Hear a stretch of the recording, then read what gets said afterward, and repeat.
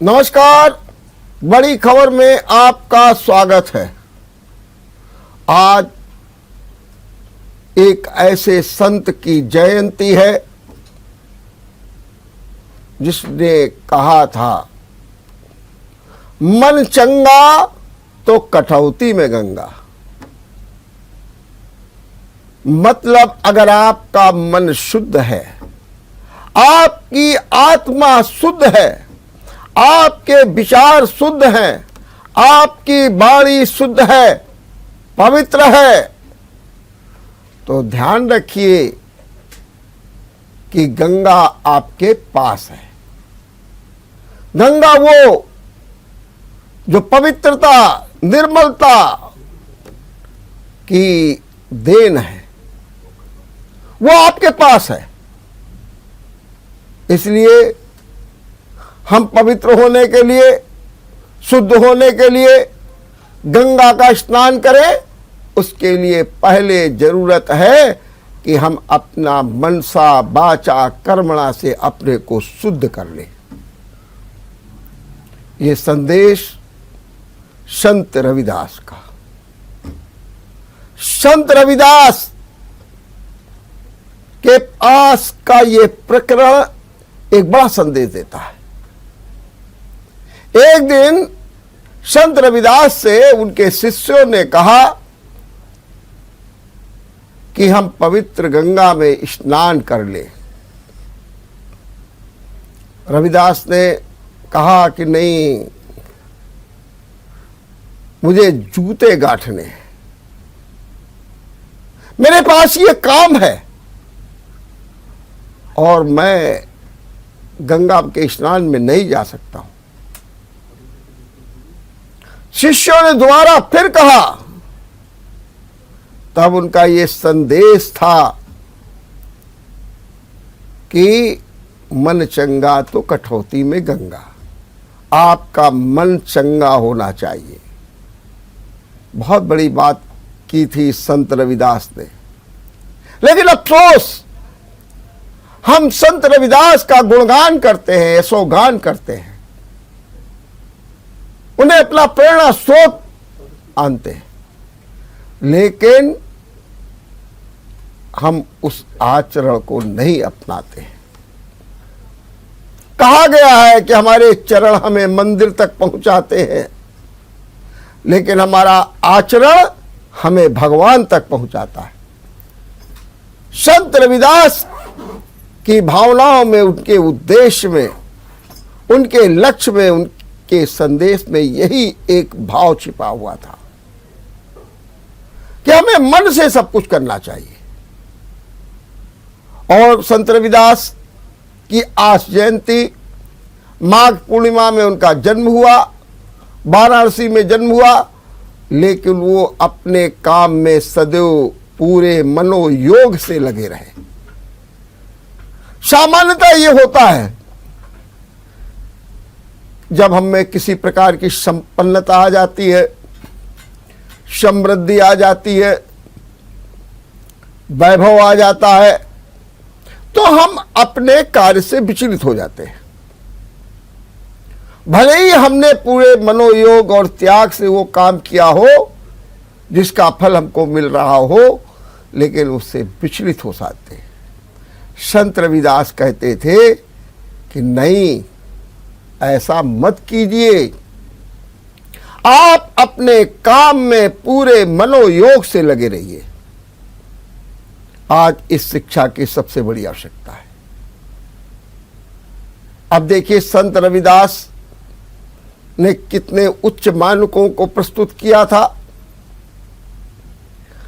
किन आदर्शों को प्रस्तुत किया था, लेकिन आज उनकी जयंती पर भी राजनीति हो गई। राजनीति का छौका लग गया। कहने लगे लोग, वो दलित वोट बैंक के लिए ये सब नेताओं देखो कैसे जुट रहे हैं। वाराणसी में उनके जन्म स्थल पर मंदिर बना हुआ है और इस मंदिर में पहुंचे पंजाब के मुख्यमंत्री चन्नी सुबह सुबह दर्शन किए, लंगर ग्रहण किया। हमारे मुख्यमंत्री योगी आदित्यनाथ पहुंचे, उनका पहले से कार्यक्रम भी था। राहुल गांधी, प्रियंका गांधी भी पहुंच गए, उन्होंने भी लंगर छका। और पूर्ण श्रद्धा भाव के साथ में हमारे प्रधानमंत्री ने दिल्ली के करोल बाग में जो रविदास मंदिर था वहां गए और भजन में जो है मजीरा भी बजाया। मैंने कुल मिलाकर के लोगों ने चन्नी से पूछ लिया कि कहा जा रहा है कि आप दलित वोट के लिए पंजाब से वाराणसी चले आए। चन्नी ने कहा कि जो कहते हैं कहने दीजिए, हम तो दलित के लिए नहीं, हम तो अपने संत के चरणों पर आए। अब सवाल ये उठता है दलित वोट बैंक क्यों चल गया। सच बात तो ये है, पंजाब में एक अच्छा खासा दलित वोट बैंक है जिस पर ज्यादा कोई तवज्जो नहीं दी गई। इस बार अकाली दल और बसपा ने मिलकर के गठबंधन बनाया है। अकाली दल ने दलित वोट बैंक के लिए गठबंधन किया और उसके द्वारा अपनी नैया को पार लगाने के लिए लड़ रहे हैं। लेकिन इसी बीच जब कैप्टन अमरिंदर सिंह को हटाने की बात हुई तो उनके विकल्प के रूप में चन्नी को लाया गया। चन्नी एक दलित नेता है, चन्नी एक गरीब परिवार से आते हैं, इसलिए उनके संपत्ति, उनकी हैसियत, उनके कद को लेकर के तमाम सवाल खड़े हुए। यह भी किसी ने कह दिया कि चन्नी तो कैप्टन अमरिंदर सिंह से ज्यादा अमीर है। कुछ ऐसा बयान कैप्टन अमरिंदर सिंह ने भी दे दिया, उसको लेकर के भी विवाद हुआ है और वहां पर बहुत तेजी के साथ में दलित कार्ड चल रहा है। जब चन्नी को मुख्यमंत्री बनाया गया तो बहुत सी बातें आई। किसी ने कहा अरे इनको 2-3 महीने के लिए बना दिया गया है, ये चले वलेंगे नहीं। और फिर विवाद हो गया कि कांग्रेस का चेहरा कौन होगा मुख्यमंत्री का, इसको लेकर के सिद्धू से विवाद चला। हालांकि अभी भी तनाव है, जाखड़ भी वहां पर काफी गुस्से में है। अश्विनी कुमार ने जो कांग्रेसी ही छोड़ दी है और उन्होंने तो सीधे कह दिया कि आम आदमी पार्टी की सरकार बनने जा रही है। तो ऐसी स्थिति में जब चन्नी को बनाया गया तो नाना प्रकार के बवाल खड़े हो गए। पहले तो लोग अवाक हो गए, चन्नी को कहां से ले आई, लेकिन ले आए। आला कमान ने कोई गणित समझी, लेकिन संत रविदास की जयंती पर आज सियासत भी हुई और इसलिए हुई क्योंकि चुनाव। हम तो अपने सभी राजनीतिक दलों से एक ही अपील करते हैं, आप संत रविदास के चरणों पर नमन होइए, लेकिन संत रविदास के जीवन से प्रेरणा लीजिए, कम से कम मन चंगा कीजिए ताकि आपको कठौती में गंगा मिल जाए और आपका जीवन एक नई स्फूर्ति और दिशा और ऊर्जा के साथ आगे बढ़े और आप अपने प्रदेश का, अपने देश का, अपने समाज का, अपनी जनता का कल्याण कर सके। चुनाव का तीसरा चरण चल रहा है और इस तीसरे चरण में जबरदस्त चुनाव प्रचार हो रहा है, धुआंधार चुनाव प्रचार। इसलिए भी आज 16 तारीख है,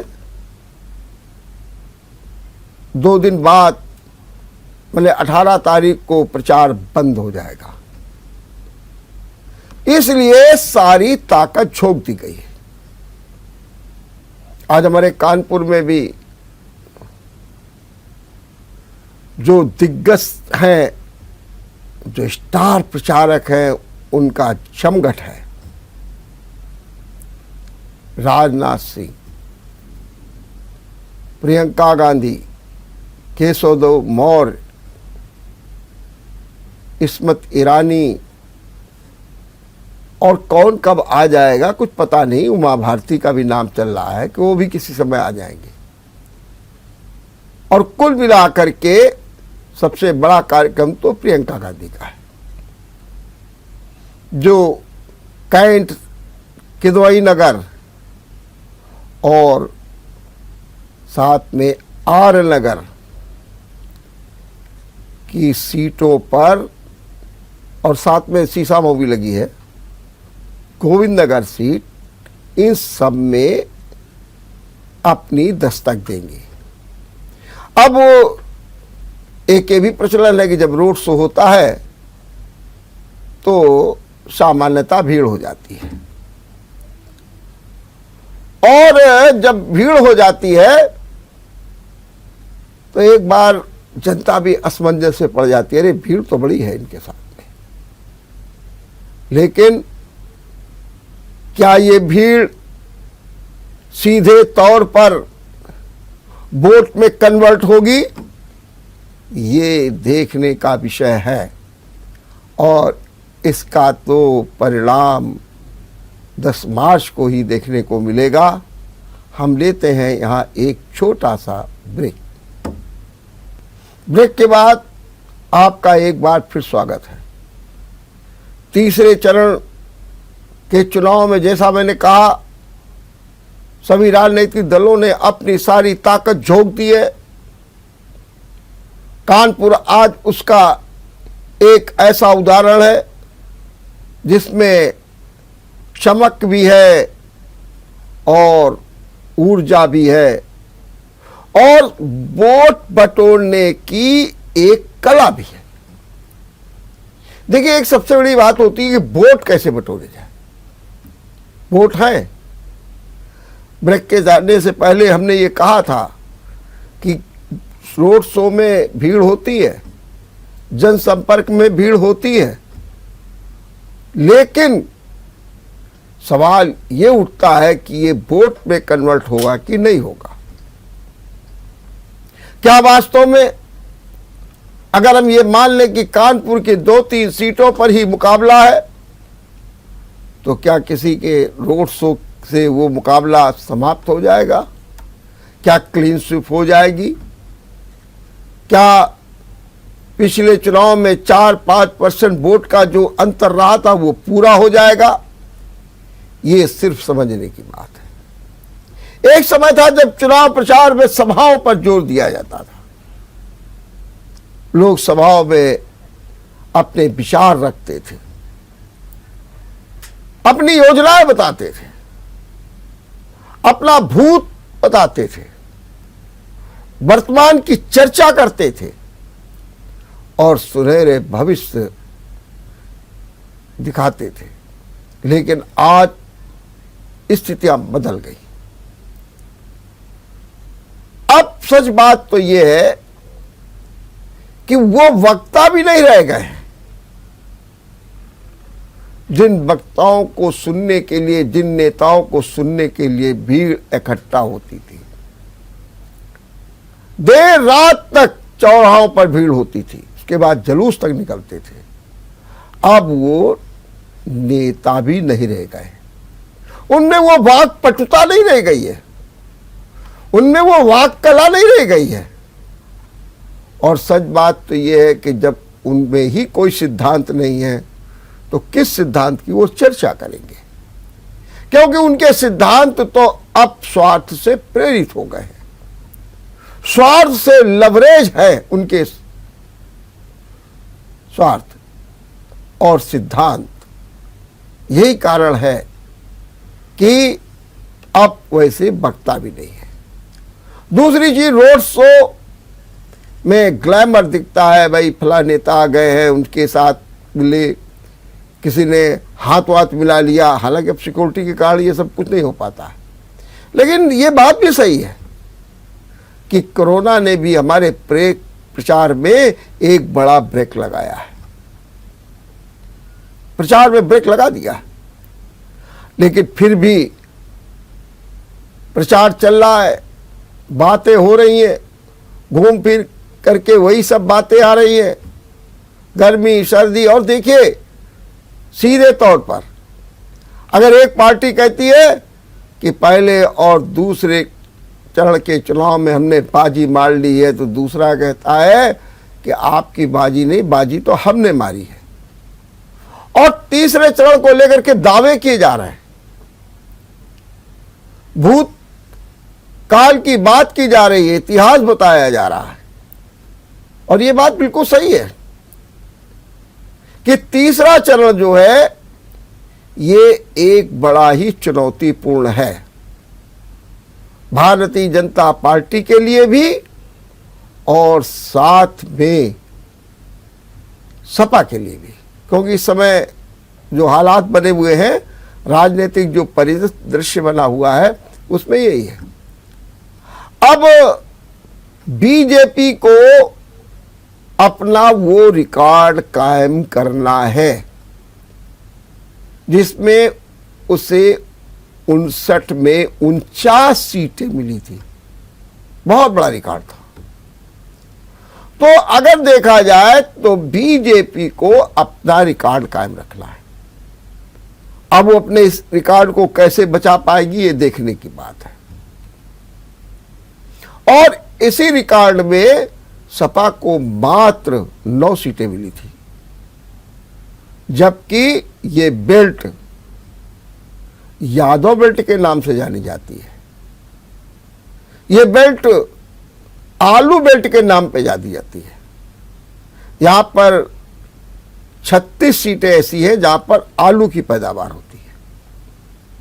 ये बेल्ट जो है वो अवध क्षेत्र के रूप में जानी जाती है, ब्रज क्षेत्र के रूप में जानी जाती है। और सबसे ज्यादा जो मानी जाती है कि ये यादव बेल्ट है। पूरा आप उधर चलिए, कासगंज, एटा, फिरोजाबाद, मैनपुरी, कानपुर देहात तक आप चले आइए, फरुखाबाद है, कन्नौज है, ये सब। और सपा के सामने एक सबसे बड़ी चुनौती है कि उसे जो ये खोया हुआ जनाधार था 2017 में, उसे वापस लाना है। जब यही गढ़ बीजेपी को जिता गया था 2017 में, तो अब सपा के सामने बड़ी चुनौती कि इसको कैसे ले। और 2012 में सपा सत्ता में आई थी, तो इन 59 सीटों में 37 सीटें जो है सपा को मिली थी। और सबसे बड़ी बात और हम आपको बता दें कि पिछले चुनाव में भले ही ध्रुवीकरण के नाम पर, हिंदुत्व के नाम पर या जनाक्रोश के नाम पर, लॉ एंड ऑर्डर के नाम पर बीजेपी ने एक रिकॉर्ड बनाया हो, लेकिन दूसरे नंबर पे सपा ही रही थी 32 सीटों का। बाकी बसपा ने भी अपना स्थान बनाया था, कांग्रेस ने भी कहीं कहीं अपना स्थान बनाया है। लेकिन अगर आप देखें, सच बात तो ये है कि पूरी तौर पर एक बड़ी चुनौती है तीसरा चरण। और ये माना जा रहा है कि जब तीसरा चरण पूरा हो जाएगा तो हमें सत्ता की रोशनी भी दिखाई देने लगेगी। वकौल एक्सपर्ट्स। देखते रहिए बड़ी खबर। नमस्कार। अगर आपको हमारा वीडियो पसंद आया हो तो हमें लाइक करें, सब्सक्राइब करें और ज्यादा से ज्यादा शेयर करें। और हाँ, बेल आइकॉन दबाना ना भूलें ताकि हर खबर का अपडेट आप तक पहुंचे तुरंत। आप हमें इंस्टा, ट्विटर और फेसबुक पर भी फॉलो कर सकते हैं। हमारी आईडी है @JMT News।